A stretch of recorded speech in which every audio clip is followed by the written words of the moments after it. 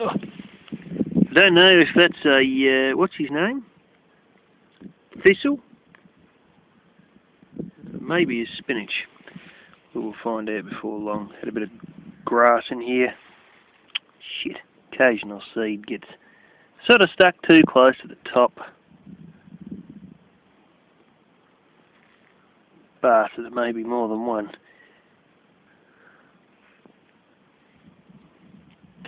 Yeah.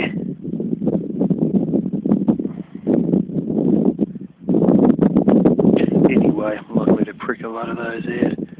Shit, I got too many here above the surface. Yeah, this idea is a shit idea. With the tomato seeds, I actually sprouted them in my sprouter, which may be something that I end up doing again. This stuff has got... bastards cheaped out. This is the cheap stuff, which, you know, what do you expect? They've gone to stuck a bit of gravel in it to cheap out on it all. Trouble is that table, because all the bloody top of the laminate here is warped, it was all just overflowing and it was washing half the damn shit out. And it's not really draining out the bottom, like even though I punched holes in the bottom, it doesn't seem to be draining out, and it dries out too quick because it's shit branded potting mix, which is what happens with a lot of your cheap crap. It'll just, the water will just straight through. It also seems to happen after you've used the potting mix quite a number of times. A lot of the finer stuff literally washes out through the drain holes. There's probably a way to fix it using, you know, sand and gravel before you get to the drain holes, but a lot of the fine stuff, I just throw it in as is without any gravel in the bottom, and a lot of the fine stuff ends up going out through the drain holes, and then you got all this stuff, but it's too chunky and too big, and it doesn't hold the water properly. It doesn't really act like a mulch or anything like that where the water's sort of held in. You pour it in and just boom, comes straight out the bottom, and you're just thinking, well, this is not much better than a bloody hydroponic system. You know, it's just water in, water straight out, flaming 20 seconds later, and, you know, the substrate isn't actually bloody holding any water for you, you know. So, yeah, now it's starting to blow it away, so, shit. That's Siberian kale. That one, anyway, it's blowing again. Alrighty. Been doing this, I haven't really showed it. Got a few pots I've potted up. I've potted about, I don't know, 2 or something out of this the other day, and 1 the day before. I'm getting old pots. This one's actually got the dregs of the roots that were in previous pots that I've just chucked in there temporarily. I should go and get the other pot I have that I throw the roots in, and then later throw that in the wood stove just to burn them, just to get them out of the way. But basically, I'm going through this stuff, breaking it up with my hands, getting the roots out and burning them in the wood stove, and ultimately pouring it all in here with water. It's rainwater off the roof, and then I sort of stir it around with my hand. And what will happen is some will sink and the rest of it will float, as you can see. And there's going to be some sink to the bottom. By the next day, the majority of it would have sunk to the bottom. Or it sort of depends on how thick you do it. It'll sort of evenly distribute. And then what you'll do is you'll whack a pot down in there, scoop some out, maybe scoop some out with your hand if you're getting near the bottom, and pack it into the pot. And then it will slowly leach out of the pots, the water, because basically you have potting mix that's waterlogged with a little bit too much water. It needs a day to properly soak in. If I'm to get a pot like this and just start watering it, regardless of the previous plant's roots or whatever, even if I put, you know, seeds in there that never sprouted and there is no roots, if I start watering it from the top, it won't actually get the potting mix wet. What it'll do is most likely creep down the sides of the pot and straight out the drain holes. And it may wet the top half an inch, but it won't really properly wet it to the point that the roots can go down into wet potting mix. I have found this out previously, and yeah. So basically you've got to tip it all out and soak the shit out of the whole lot of it. and then you've got to continue to water it. And if you don't water those for, say, 2 weeks, and you've got warm days, it'll dry out completely. It'll just be completely as dry as this damn thing is, and you've got to re-soak it all and start again. And so I'm going to have to water these empty pots from now on until basically the spinach sprouts. And the idea is to probably whack 1 spinach plant in each one. And I'm going to continue to do this. Today I don't know what I'm going to do with that other half IBC. Yeah, as you know, I've got the mint in the IBC. That's the bottom half. The top half I cut off and put beside it, filled up with potting mix, which is also dry. I don't know if I'm going to try and get that out, rehydrate that, put spinach in that, or use some of that potting mix, rehydrate it to put it into more pots, because I've got fucking shitloads of pots. As you've probably seen blowing around my front lawn. They're all in there inside that little, it's actually a very old water tank made in the 1800s that's starting to go rusty. It's like a big steel box. It's a square tank with the old style rivets to join the corners up, where they'd put in the red hot rivet and hammer from either side. I used to have the pots in there, and then the kittens started playing and kicked them all out, and the sheep kick them, and next thing they're over the front lawn. So, yeah, I may buy more potting mix, because it's literally like $3 a bag, this cheap shit that I've been getting. It's not too bad, except when you fill it up with water and all the wood chips float to the fucking surface. And I mean, they're literally wood chips. You added a bit of gravel and a bit of other shit to cheap out, but yeah, I may use the stuff out of that empty IBC as well. I've got to see, you know, we'll find out. But anyway, I've got another day or two, like I've got at least another 2 more loads that I've got to put in this before we need to make that decision.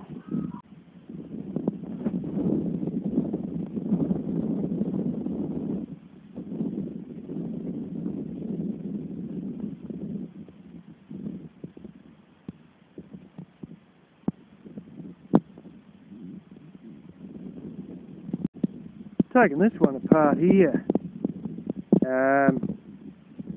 cold stream.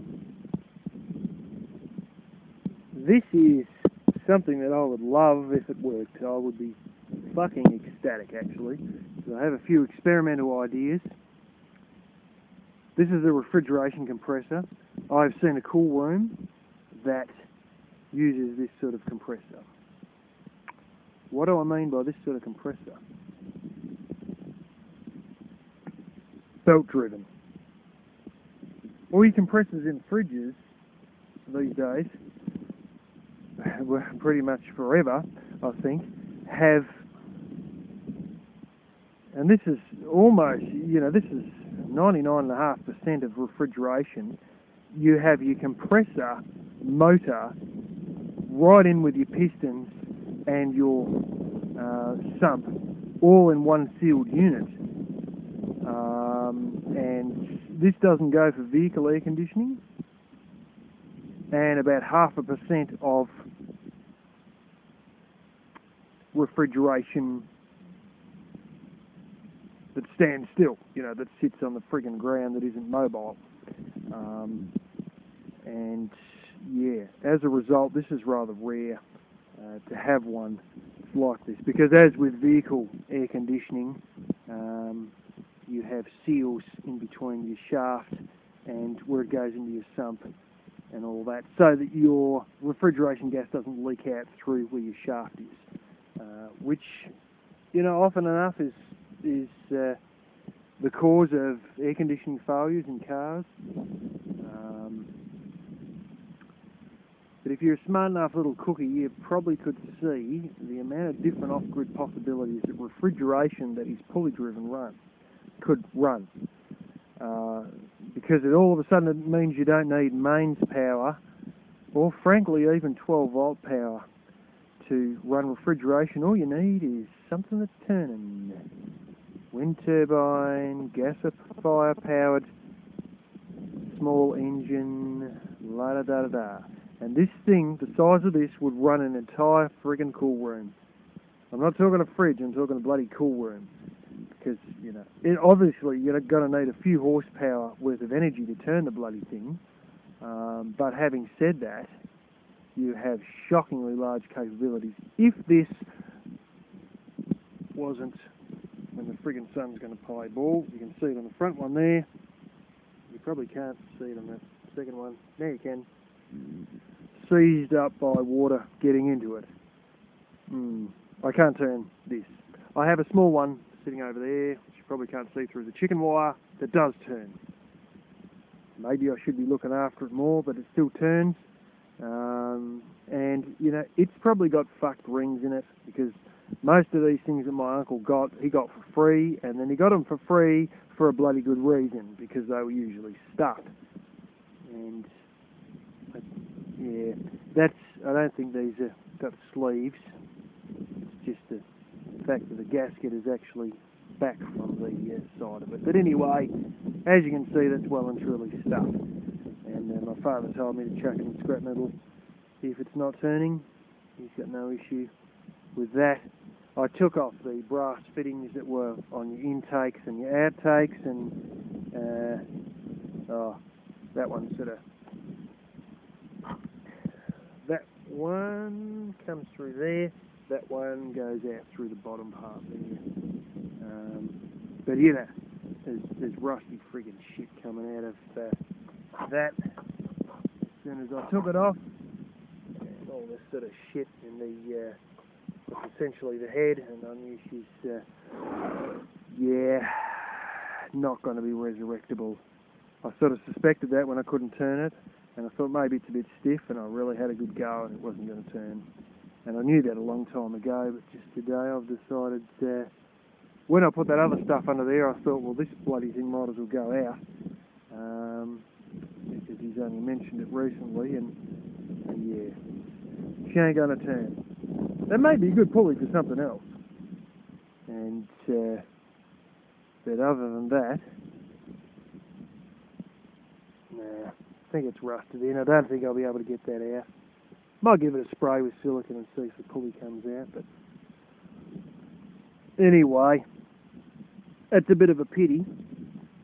They are still around in commercial air conditioning applications, but commercial cool room applications, but aside from that, these are probably very hard to come by. And anything commercially built is built at a very good quality with a friggin' price tag that could choke a donkey.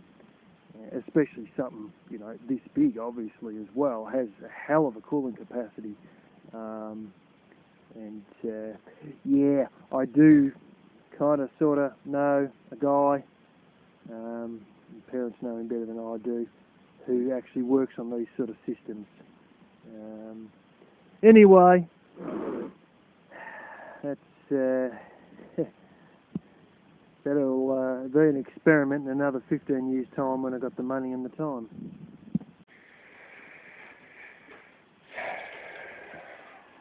That's right, Puss. You take him outside or something. That's right, he's not going to jump and prance around anymore as much as you want to play with him. Yeah, keep poking him. It's all over now, bud. God, you're like your kittens, you gotta play with it all. Just eat the fucking thing. Don't drop it at me foot, fuck!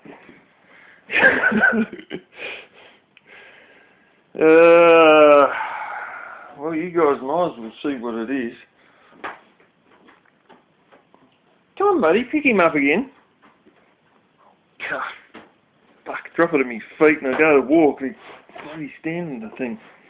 Like you got all these alcohol wipes. Yuck. Wipe my foot off here.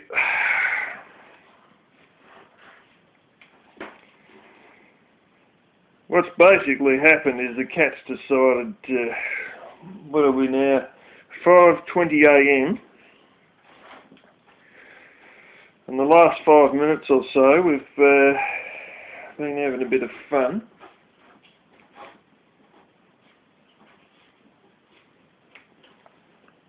That's all right, Pussy. You eat him now, bud. Cat decided, of all bloody things, that it would be a good idea to bring a rat into me room. A fucking live one. And then chase it around me room, as the thing was half injured, squealing like fuck. And, yeah, sort of do the whole run around the drawers here and then behind the laundry basket, and then I've got 2 vacuum cleaners under the bed, so we go behind the beds, we go behind the mattresses, and the little gaps there, blah, blah, blah. And long story short, I grabbed a can of insect repellent and went fucking apeshit. Hit the bastard. It was under the, I could see it underneath the bed where you probably see.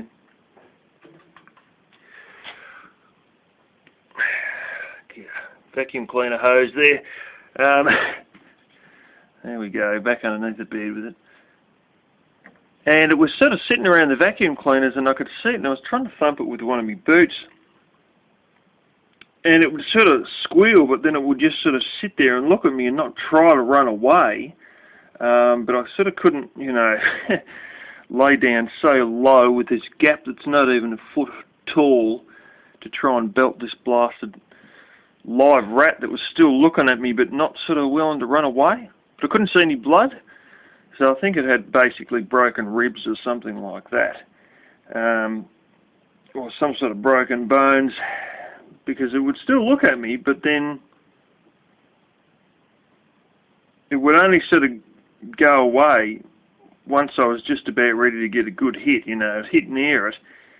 And when I was about to get a good hit on its head or something like that, then it would sort of, you know, run backwards as I was about to make another swing. Anyway, big bad move. Ended up deciding to run to the corner of the room there, and yeah, well, there's nothing to hide under there, and between the bottom of the aerosol can and the side wall, it, yeah, got a crushed head, didn't it? Anyway, she's probably going to eat that under the bed now.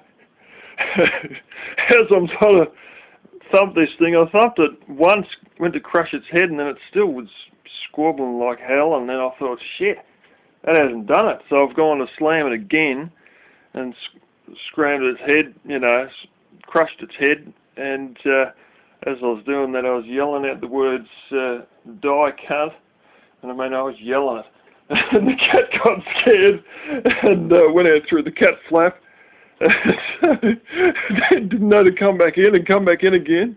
And then I said, it's alright, push, but I still had a bit of tension in my voice, so she ran out the cat flap again.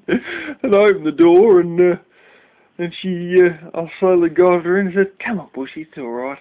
Got her over, and she picked it up, and then went out there to clean off my hand with an alcohol wipe, because the tail was sort of slushing against my hand there as I was trying to crush it. But, oh god, yeah, true friggin' off-grid living here. True friggin' crazy cat shenanigans in the dark of night. Oh god. They go out in those clumps of grass out in the paddock, and that's where they find all these things. And we had this once before with a baby rabbit, and this baby rabbit was going round and round. 15 minutes later, she's knocked over the alarm clock, aerosol cans, flipping laundry basket, you name it, boots have been tipped over, everything got tipped over. And this 15-minute circus are running round and round and round in circles. Anyway, I'm going to try and get back to sleep here. I'm shivering a little bit because it's a little bit cold. But it's probably only about a couple of hours till I was going to get up anyway. But anyway, great. Just about to light the wood stove. I think the day's starting whether I want it to or not. Well, the circus didn't end there. Of course, it had to get better, didn't it? After all that shit, I thought she'd just get on and eat the damn thing. She comes back in the bedroom with it, plonks it right about there, near the laptop, and I could hear she does this thing where she only been doing it ever since only a few weeks now, really. Where she'll meow a whole heap, and she often does it, you know, about 5:30 in the morning. Comes in, meow, meow, meow. Yes, pussy. Yes, I'm all right, pussy. And she'll hop up on the bed, and you know, it's almost like she's checking if I'm all right or something like that, or checking if I'm going to get up now or something. But it's like 5:30, and I've never got up that early. But all the same, she's started doing that same sort of meow, and I generally think when she starts doing that, she's about to jump on the bed. And sure as eggs, she jumps on the bed with the frickin' rat. And then I say to her, get off the bed! And she gets off the bed, drops the damn thing there, and then runs out through the cat flap. So she obviously thought I was pissed, but instead of taking the rat with her, just dumped it on the bed. So I get up and get a flaming nitrile glove on, which is sort of a high quality disposable glove, grab hold of it, take it outside and throw it outside on the front lawn, you know, saying, if you want to eat it on the front lawn. Almost in the hope that Tabby Cat's out there and he'll just, oh, good, free food, bang, get in and eat it straight away, because all of a sudden, oh, there's a rat, you know, I can eat that sort of thing, regardless of her who's just going to play with it for ages. It's a bit like a Happy Meal, but it's the other way around. Instead of getting the meal first, eating that, and then playing with the toy, you get the toy, you continue to play with the toy until you completely break it, and then you eat the toy being the rat, or the mouse, or the baby rabbit. And one time they even got an adult rabbit. Anyway, so I've thrown it out there on the front lawn. She's come back in with the damn thing about 5 minutes later, or 10, yeah, maybe it was a bit longer. And then she's gone and dumped it down there near the vacuum cleaner hose again. Then she sort of walked around, meowed around, gone around the back again, and come back under, fiddled around, and I'm laying in bed saying, you got to get on and eat it or what? And then she finally, to my relief, after meandering around the bedroom for another 5 or 6 minutes, decides to start eating it. But it doesn't in there. She's chewing away, laying basically right under there. I mean, I'm laying here. She's under there. Next thing you hear the crunching. That's when they start eating the head. And it's the skull sort of crushing away between the teeth. And I think, good, she's finally getting on with eating it. Well, she gets about halfway through, and I can smell a bit of something, and turn the torch on, sure as eggs, there's blooming guts lying there. And then I hear her sort of walk back under the bed, and I hear, whoop, whoop, whoop, like this, and I thought, oh, fuck, can this day get any worse? And she sounded like she's going to throw up. And then she sort of walks right out to the other side of the bed, and the same thing again for a second, and whoop, whoop, whoop, and I was like, oh, I said to her, if you're going to throw up, fucking do it outside. And honestly, I've never really seen her throw up. The cats here don't, you know, I've heard of some cats that throw up on a regular basis, and it just doesn't happen with my cats. There was a couple of incidents, one on the floor underneath the chair. I didn't move the chair, and it was damn lucky. Another one that was actually on the bed sheet there, where a kitten, I think it was a kitten, overate and then just sort of spat up a whole heap of wet biscuits. So that wasn't, you know, wet kibbles sort of thing. So that wasn't too bad. How about I clean the sheet? I wash the sheet anyway, and all that. And one other case out near the solar panels, on the grass near the solar panels, which I think somebody did either crap themselves or throw up or something. It sort of was just big lumps. Anyway, I'd never really seen her throw up before, and I could hear her gag, and I thought, oh, fuck, here we go, she's going to throw up. So I'm yelling, if you're going to throw up, get outside. And so she's still in here for a few more minutes, and then she went out through the cat flap. And I turned the torch on, and here she is. Here it is.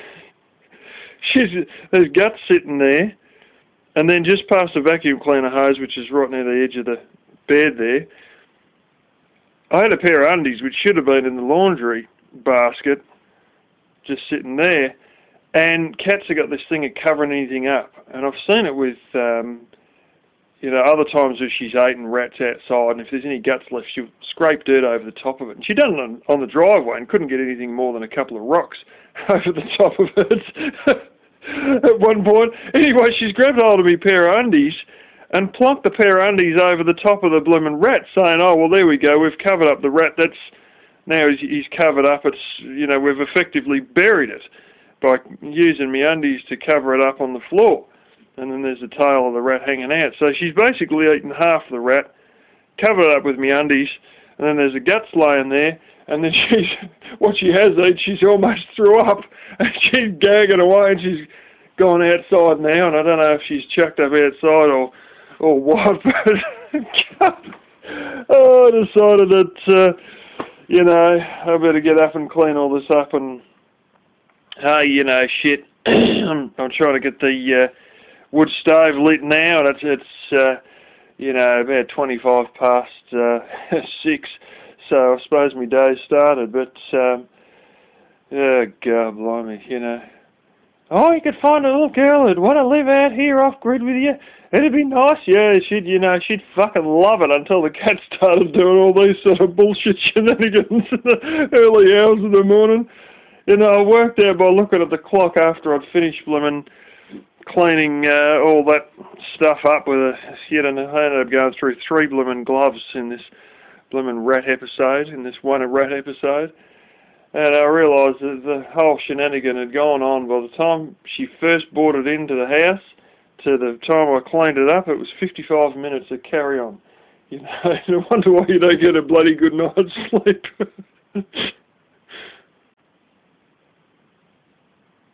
Beauty. Got the premium.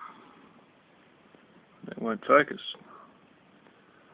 Been into the online store, used me card, $25 US, $35 Australian, and I'm back with the real-time protection again. The main trouble with this thing with the malware was coming out of a particular website that I used to download other people's YouTube videos for later reference, for proof, for whatever. And often, when I first had this in the trial version, if I downloaded it, you'd see a little thing pop up with a little malware bytes thing out of the bottom right-hand corner saying, bang, captured this one, captured that one, stop these things coming through. And I think a lot of the malware problem was coming from that site. I'm not using that site anymore. I've now bought the proper malware protection. And of course, Avast is continuing to fuck around with trial modes and whatnot, and I may, when its trial runs out in another month or 3 weeks or whenever it is now, I might go and get AVG and download that one day at the library. But at least I've got the malware thing sorted, paid for, and bloody well done. Might reboot now, but yeah, got all the little security key codes and the whole shebang for activation. It reckons it'll try and rebill me $35 in another year, but